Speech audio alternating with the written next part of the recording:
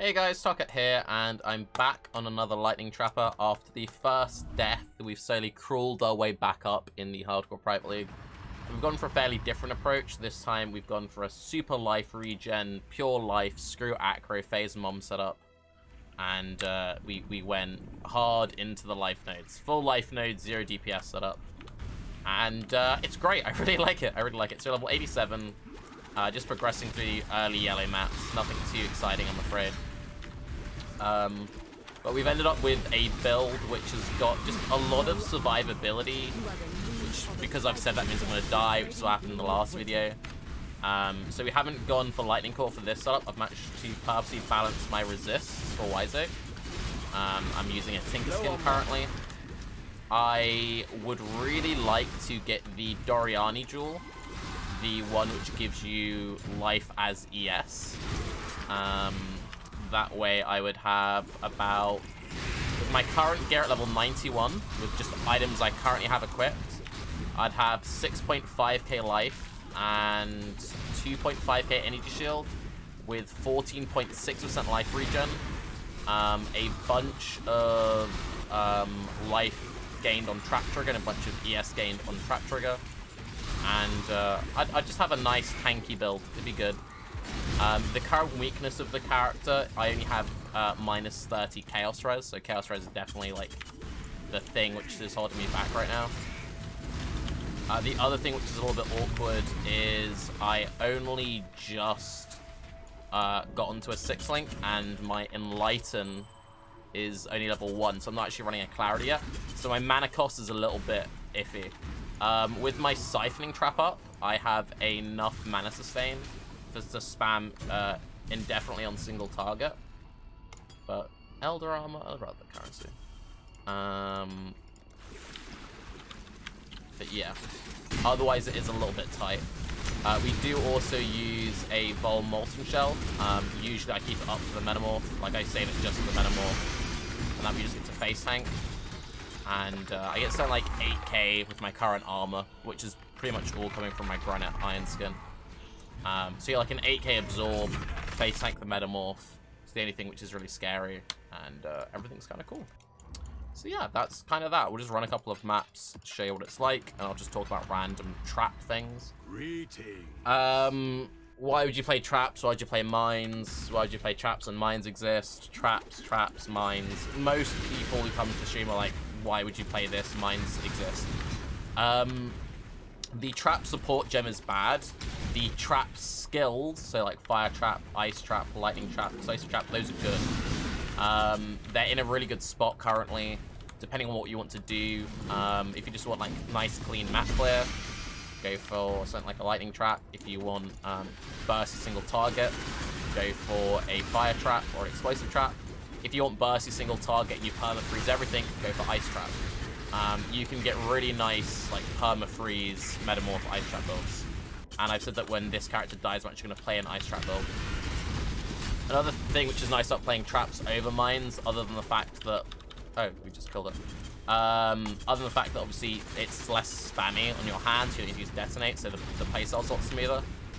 You get a much, I would say more satisfying playstyle, because not only is it nicer to play, but you have the big cooldown traps, the flamethrower trap, the lightning spire traps.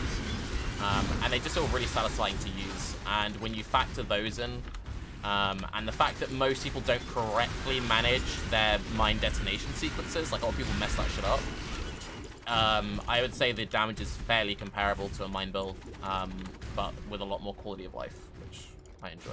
We didn't do a very good job clearing that, but we're just doing whatever stuff to proc Conqueror, so it doesn't really matter.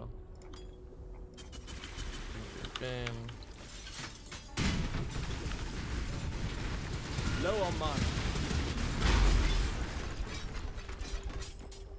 I might Vol Molten Shell up for that, but yeah, you get the idea. It's like clean map clear. It's kind of whatever. I'm on a level 19. Yeah, level 19 lightning trap, but I'm very fortunate that I've got +1 weapon, +1 shield, which is cool. So we've got pseudo 21. You don't want to use Vol Lightning Trap. Vol Lightning Trap will eat up your souls you want for Vol Molten Shell. And you get shot from either don't use Ellie Focus, sorry, don't use Skitterbots and then don't run Ellie Focus, or run Ellie Focus and use Skitterbots to shock things. It's very important that you're fighting shocked enemies, because both Lightning Trap and Lightning Spire Trap do bonus damage against shocked enemies. Like 100% on Lightning Trap, 130% on Lightning Spire, which is pretty noticeable. One very important stat I'm currently missing is on my boots. I don't have a DPS boot enchant. There hasn't been a good lab layout since I've been playing this character. As soon as there's a half-decent, even if it's only Merc, as soon as there's like a half-decent, super quick Merc layout or Uber Lab layout, I'll start a bunch of lab things. So if you don't know, when traps kill things, it counts as the trap killing things, not you. When traps crit, that's the traps critting, not you. So, bonus damage or pen, if you haven't killed recently, is up 100% of the time on trap builds, which is very good when it comes to boot enchants and also abyssal jewel crafts. And,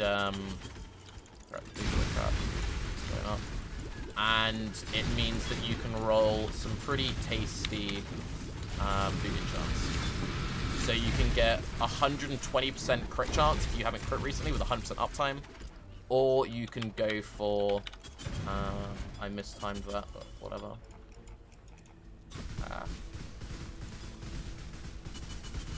Okay, since we completely screwed up, it's just a quick thing.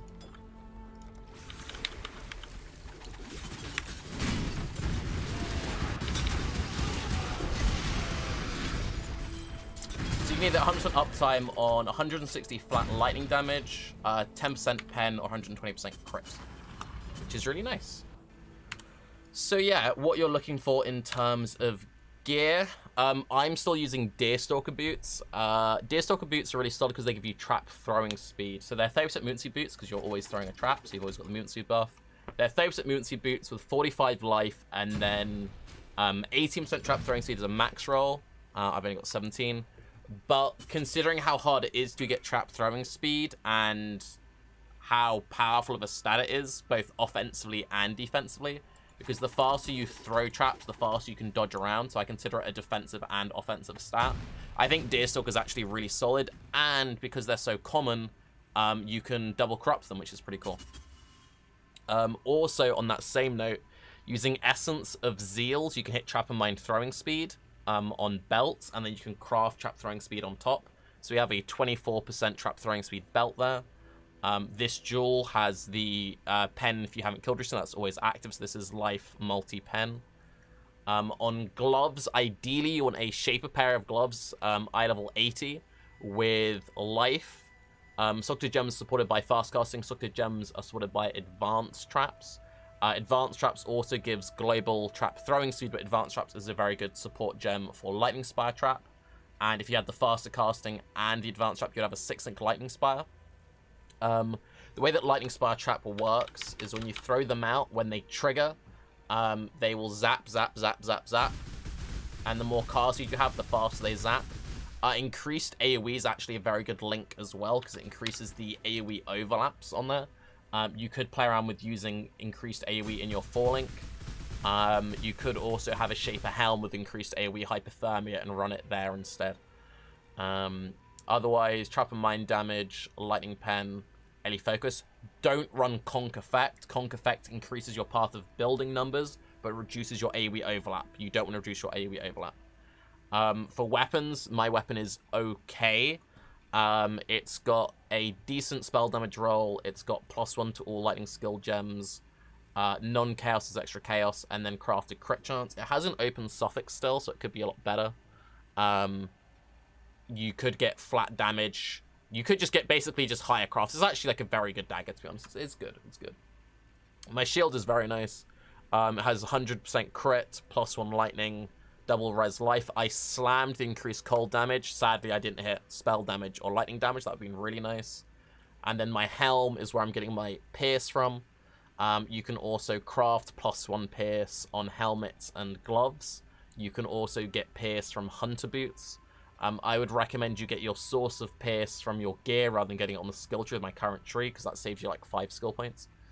And then my amulet is some spell damage, a little bit of multi-life resists.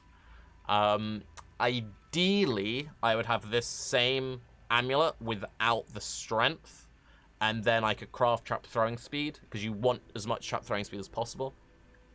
And I would highly recommend, eventually you want Master Sapper, and Master Sapper is a really good anoint. It's not worth taking the points for it, but it's really good to get. I've gotten around not having Master Sapper. I'm getting frenzy charges via my Tinker skin. I would rather have Master Sapper and have a different chest, like a good hunter chest with like percent life, spell crit or something. But Silent Steps is a very cheap anoint and is very powerful because it gives you 5% reduced damage taken from blinded enemies. We have 10% reduced damage taken from blinded enemies here, and we blind in an aura and we blind on hit. So everything we fight is perma-blinded. So we have 15% damage reduction against everything, basically, against blinded enemies, which is nice. So we have that. We have the 14.6% life regen. We have the decent HP pool, which will just keep climbing as we get better and better gear. And then we've got trap throwing speed, chain reaction. Chain reaction, explosive expert, bounce between the two. I've played a lot of trappers without it. I've played a lot of trappers with. One thing which I like about it is it gives increased cooldown recovery, which is nice for siphoning trap and lightning spire trap uptime. Siphoning trap is actually surprisingly decent. It gives you a lot of regen, and it completely solves all your mana issues. So you can see that for all the maps I was doing, I could do one last bonus map. I didn't have any issues while mapping. If you start running like less recovery maps, then it'd be kind of an issue. But keep in mind that with slightly better gear, I'm going to be getting Fate awaits a clarity into the build once I've leveled up the Enlighten. You could also corrupt jewels for reduced mana reservation. Another thing you could do, and it's like I might maybe do, is take hasty reconstruction for 4 points and then take 4% reduced mana reservation there. If you want to go Eldritch Battery, might ever matter. A lot of people do Eldritch Battery, might ever matter with Tinker Skin, because Tinker Skin gives you just like perma ES sustain. That let you play around with slightly different auras. One thing I'm considering doing, as I keep playing this build, assuming I don't rip it in this map, is eventually, when I'm happy with it, Son of Stone, actually doing a forum guide. Syndicate does not follow the cardinal way. Don't you like it when they all talk over each other? It's great. I've never done a forum guide for PoE before. The reason why I've never done a forum guide for PoE before is you get asked a lot of stupid questions over and over and over again, and it's very painful. However, there aren't any good I'm afraid. Oh, not pretty. there aren't any good life-based trapper builds on the forums, in my opinion. So I think I should maybe make one. But yeah. One thing which is also quite nice about where the character is you get all of your defense very early on, which makes it very smooth to level. I didn't go crit until 80s, and I was like going into maps with 200% life, which is really nice. Going into maps 200% life it's cozy, it's cozy.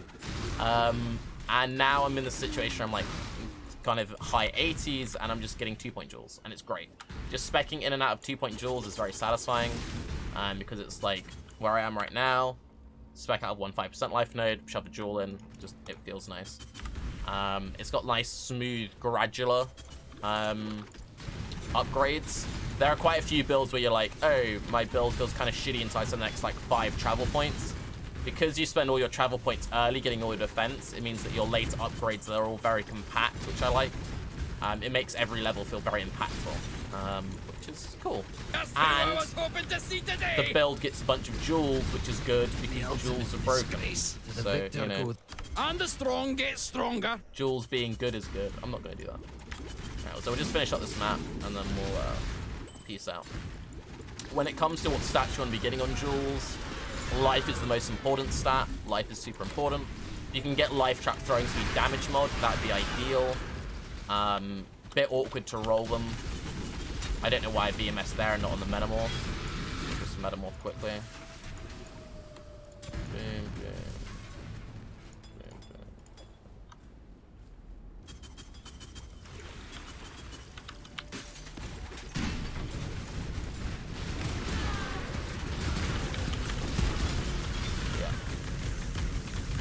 nice for just blowing up Metamorphs. I know I'm only in yellows, I'm not in red maps yet. That's just a case of I haven't progressed my Atlas. It's not a case of the build being bad, just I haven't played very much. So, yeah. Life, damage, trap throwing speed. And if you can get some projectiles, like sort of like that, is decent.